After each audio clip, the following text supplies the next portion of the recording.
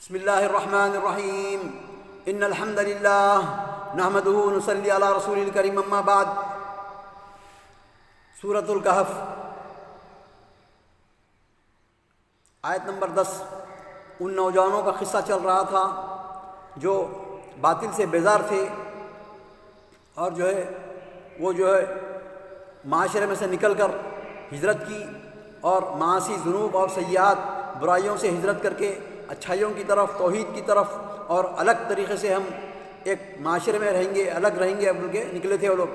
اذ والفتية للكهف فقالوا ربنا آتنا من لدنك رحمة وهيئ لنا من امرنا رشدا۔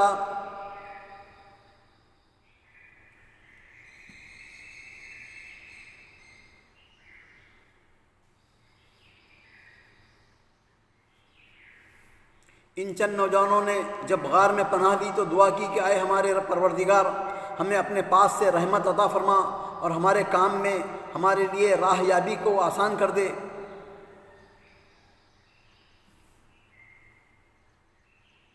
یہ وہی نوجوان ہیں جنہیں اصحاب کہف کہا گیا، تفصیل کے آگے آ رہی ہے۔ انہوں نے جب اپنے دین کو بچاتے ہوئے غار میں پناہ لی تو یہ دعا مانگی۔ اصحاب کہف سے اس قصے میں نوجوانوں کے لیے بڑا سبق ہے۔ آج کل کے نوجوان کا بیشتر وقت فضولیات میں برباد ہوتا ہے، اللہ کی طرف کوئی توجہ نہیں۔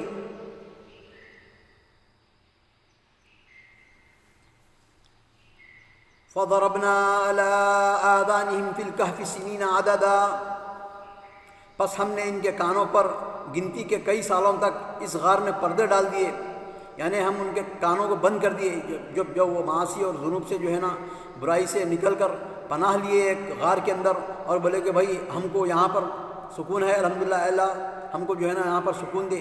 تو اللہ تعالیٰ ان کے اوپر سکینت نازل فرمائی اور ان کے کانوں کو بند کر دیا اور وہ سو گئے۔ اتنا سوئے کہ 309 سال تک سوئے لوگ۔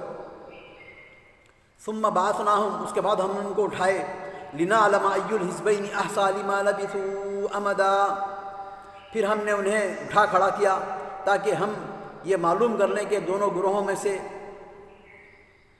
اس انتہائی مدت کو جو انہوں نے گزاری کس نے خوب یاد رکھا۔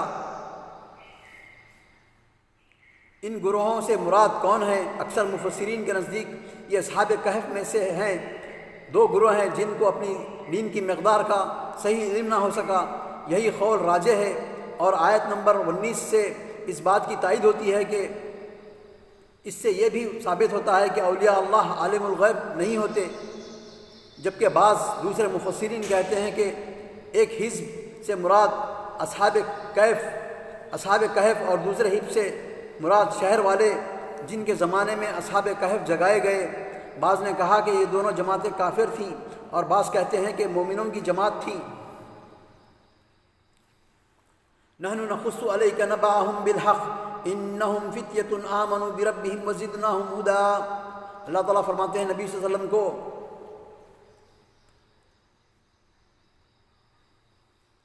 ہم ان کا صحیح واقعہ تیرے سامنے بیان فرما رہے ہیں۔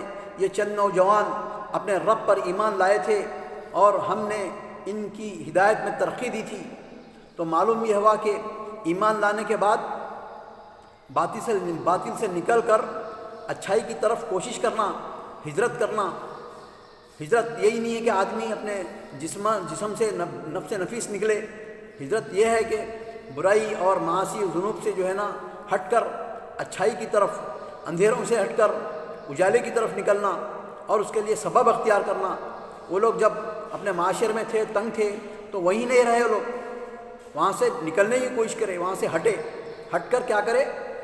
اللہ تعالیٰ سے دعا کرے، سبب اختیار کرے کہ اللہ تعالیٰ ہم پر سکینت نازل فرما اور ہمارے لیے بہترین راستہ مہیا فرما۔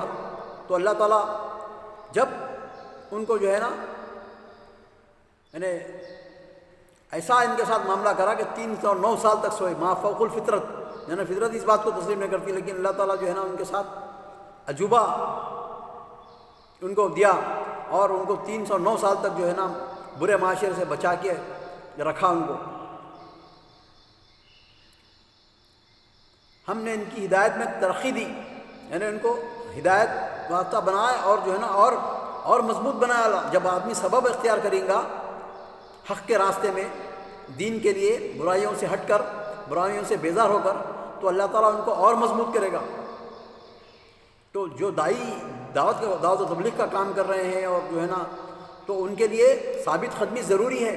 ڈگمگائے نہ، وہ مسائل پریشانیوں سے قائم رہیں، اللہ تعالیٰ کی جو ہے مضبوط رسی کو مضبوط پکڑے رہیں. امسکو بالنواجذ، اس کتاب کو جو ہے نا دانتوں سے پکڑنے کا حکم ہے. مبالغہ سے اللہ تعالیٰ بول رہا ہے کہ تم ایسا پکڑو کہ تمام چیزوں کو چھوڑ دو اور اس کو پکڑو. جب اس کو پکڑیں گے تو تمام چیز تمہیں ملے گی. وربطنا علی قلوبہم، اور ہم ان کے دلوں کو جو ہے نا مضبوط بنا دیے. ہم نے ان کے دلوں کو مضبوط کر دیے تھے جب وہ راہ حق میں کھڑے ہوئے. کھڑے ہونا ضروری ہے. اصل معلوم ہے اچھا برا اور نیت ہے ان کی سب ہے، لیکن کافی نہیں ہے. کھڑے ہونا ضروری ہے. کھڑے ہو کر کوشش کرنا، جہد. ہم نے ان کو دلوں کو مضبوط کر دیے تھے جب وہ راہ حق میں کھڑے ہوئے.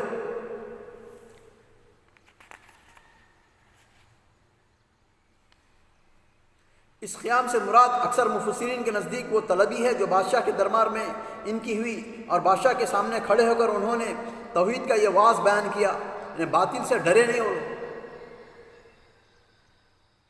قول الحق عند السلطان الجائر، حق بات اور سچی بات ظالم حکمران کے سامنے.